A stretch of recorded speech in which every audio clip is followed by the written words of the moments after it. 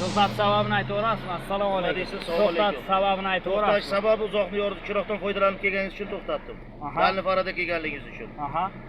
Hujjatlaringiz. Ichki ishlar organlari to'g'risidagi 8-moddasiga asosan xizmat guvohnomangizni ko'raylik aka.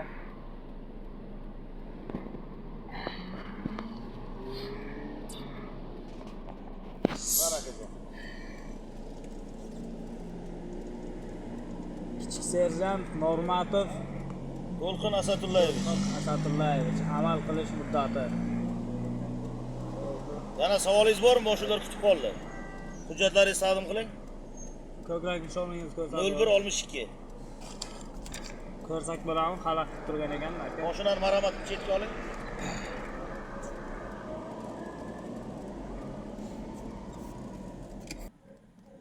Tachkingizni yeching akajon.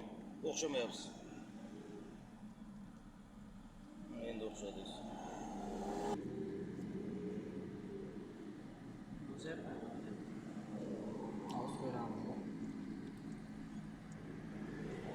Bu transport vositasini boshqarish uchun sizga yo ishonchnoma, yo'l varaqangiz bormi? Va bodi kamerangiz bilan ishlayotganini ogohlantirmadingiz aka. Nima deysiz? Bodi kamerangiz bilan ishlayotganini ogohlantirmadingiz. Tushunmadim. To'xtatgan vaqtingiz bodi kamerangiz bilan ishlayotganini ogohlantirmadingiz. Qanday ogohlantirmadim? Siz ko'rib turibsiz-ku, ishlamaydigan bo'lsa, e'tiroz bildirsangiz men aytishim mumkin. Siz ogohlantirishingiz kerak-da, Vazirlar Mahkamasining 975-sonli qarori bor. Hurmatli haydovchi, ikkalamizni muloqotimizni bodi kamera olyapti mana, ogohlantirdim. Siz to'xtatgan vaqtda aytish kerak, men so'rab olishim shart emas bu narsani. Men so'raganimdan keyin aytishingiz kerak emas menga. Mana yana nimani so'ray, yana ayting. Savollaringiz bo'lsa bering. Telefon raqamingiz, hurmatli haydovchi. Telefon raqam nimaga? Sizga nisbatan ma'muriy bayonnoma rasmiylashtiryapman. Sabab? Sabab tushuntirdim, uzoqni yorib chiroqdan foydalanganligingiz uchun. Ko'chani yoritilgan qismida. Navbatchilik qismining nomerini bering menga. Nima deysiz? Navbatchilik siz birinchi telefon raqamingizni ayting menga. Yo'q, siz menga navbatchilik qismi nomerini bering. Men sizda she'rga xizmat olib borayotganingizga shubha gumonim bor-da. Shubha gumoningiz bor. Shunda, telefoningizni bering-da. Yozing 77. So'raylik bir. Aniq fakt kerak menga. 77 77lik 037 037 4111 4111. Telefon raqamingizni ayting. So'rab olayin aka. Qog'oz bayonnoma rasmiylashtiring. E'tirozim majbur emasman, endi adashyapsiz endi. Nimaga majbur emassiz? Hozir menda qog'oz protokol yo'q, elektron shaklda o'tganligingiz uchun. Allo. Ma'muriy bayonnoma. Allo. Gaplashib oling. Assalomu alaykum. Zo'rmisiz? Charchamayapsizmi? Sog'lig'ingiz zo'rmi? Ishtilayaptimi? Qayerga tushdim men? Aka, birinchi atraf navbatchisiman. Aha, qarang, bu yer qaysi post maskani edi? Yuqori nuqta yo'l patrul maskani. Aha, sherga bir g'ay xodimi to'xtatyaptilar. Sherga ism hamlangiz nima edi aka? Normatov To'lqin. Normatov To'lqin deganlar ekan. Sherga xizmat olib borishlariga haqlari bormi, yo'qmi? Normatov To'lqin. Aha. Sherigi bor. Sherigi bilan birgalikda. Ta'lim. Ikkalasi Normatov To'lqin bilan birgalikda yuqori nuqta yo'l patrul maskaniga, ya'ni Bulung'ur tumanidagi joylashgan yuqori nuqta yo'l patrul maskaniga jalb qilingan. Aha. Ertalab soat 8:00, 8:30 gacha xizmat olib borasiz. Tushunarli. Qarang, menga qoidabuzarlik aniqlab to'xtatyaptilar. Men qog'oz bayonnomaga rasmiylashtirilishlarini so'rayapman. Aka, ismingiz nima edi aka? Nodir ismim. Nodir aka, hozir bizlarga shu vaqtinchalik qog'oz protokol, ya'ni qog'oz protokol bayonnomasi bizlarga taqdim qilinmayapti. Shuning uchun birorta xodimlarga hech qaysi xodimga qog'oz protokol ma'muriy bayonnoma rasmiylashtirishga berganimiz yo'q lekin. Aha. Yo'q, qog'oz protokol vaqtinchalik yo'q hozircha. Vaqtincha qog'oz protokol yetishmayapti sababli xodimlarga shu onlayn tartibda ma'muriy bayonnoma rasmiylashtirilyapti. Har bir xodimlarga, aloqaga, qoidabuzarlarga. E'tirozimni yozib beraman. Men Xo'p. Ismingiz nima edi jonim aka? Nodir. Muhiddin aka, qarang. Muhiddin emas, ismim Nodir aka. Nodir aka. Xo'p. Alo. Nodir akajon, Hop. qarang, planshetida inspektorda polni ovoz yozib oladigan anosi bor. Ayting, meni ovozimni yozib olsin deng. Qoida buzarligini aytaman debdi. Lekin men qog'oz bayonnomaga yozma tarzda murojaat qoldirgim kelyapti-da, yozma Yangi tarzda. programma chiqqan, yozasiz, gapirasiz bu yerda aka. Ovozingizni zabt Yo'q, qiladi. men nima eski programma ishlamaydimi aka? Mana aka, yo'q.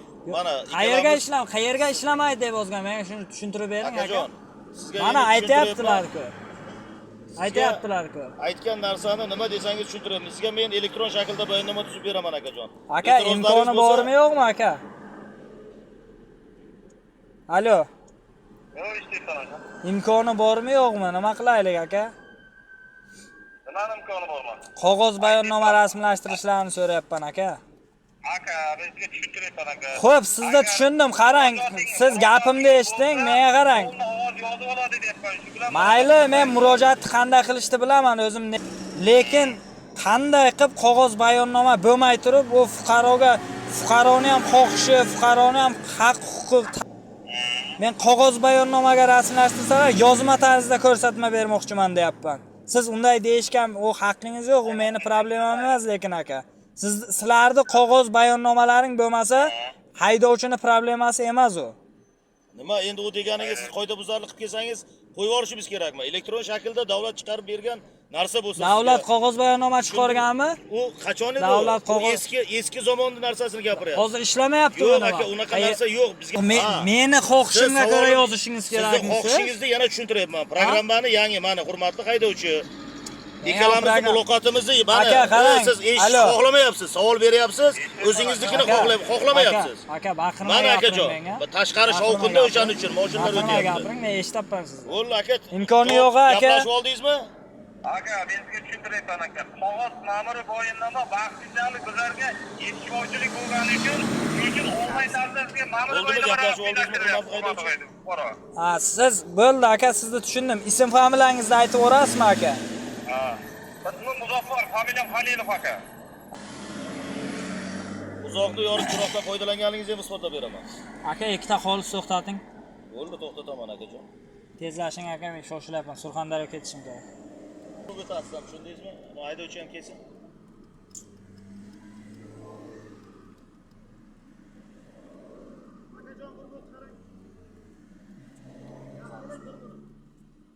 Savollaringiz bo'lsa ayting yana akajon.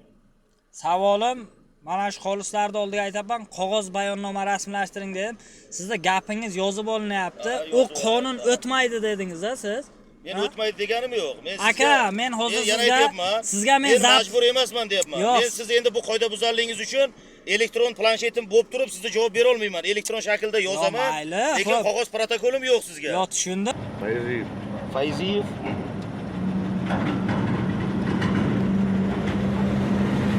Ismingiz aka? Yo'q, Abdumo'min.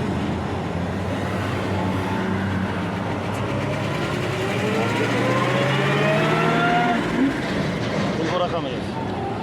91. Ha. 596. 500 596 80 50. Mosum Bora dedi. Ya mayli akajon. Yashash joyingiz? Rahan Sarvarashi. Dilsaroy. Rashidov, ha? Sizga menga isbotlab bermoqchi edik, video syomkasini ham Hozir ko'rsatib yuboring. isbotlatsangiz, hozir kompyuterdan tushirib, kameradan isbotlab beraman, hurmatli Nima aka. narsani bilmayman. Uzoqni yorib chiroqdan foydalangan. Mana uzoq chekdi. Qayerda bor? O'rtaga.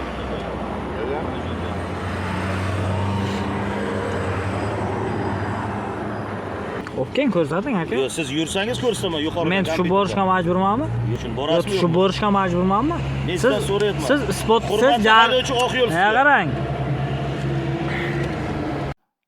Assalomu alaykum. Bu videoni ko'rgan bo'lsalaring, bu Samarqand viloyat Bulung'ur tuman post maskanida bo'layotgan voqea.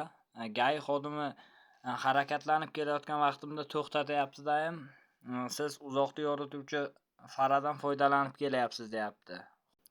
Vazirlar Mahkamasining 407-sonli qarori bor-da. Huquqbuzar bayonnomada ko'rsatilgan ma'muriy huquqbuzarlikni o'zi sodir etganligiga e'tiroz bildirmagan taqdirda u bayonnomani planshetdagi maxsus skanerlovchi uskuna orqali barmoq izlarini tushirish yo'li yoki elektron grafik imzosi bilan tasdiqlaydi deyapti. Bu yerda e'tirozi bo'lgan taqdirda meni o'zimni fikrim qog'oz bayonnomaga rasmiylashtirib yozma tarzda ko'rsatma bermoqchiman deganimda unaqa narsa yo'q deyapti. Navbatchilik qismiga chiqqanimda bizga deyapti qog'oz bayonnoma yetishmaganligi sababli deyapti xodimga deyapti qog'oz bayonnoma bermaganmiz deyapti. Bu javobi qoniqarsiz javobda. Video oxirida ko'rgan bo'lsangiz qoidabuzarligimni aniq to'liq ko'rsatib isbotlab beraman deb savolimga javob bermasdan yaxshi yetib oling deb ketyapti. Maqsad jarima qo'llash bo'lyapti. Men video oxirida nima demoqchiman? Bulardan yuqori turuvchi organ tashkilotlar bularga chora ko'rib, xizmat faoliyatini qonuniy olib borishi, o'ziga tegishli bo'lgan majburiyatlarni suiiste'mol qilmasdan xizmat faoliyatini qonuniy olib borish tarafdorimiz.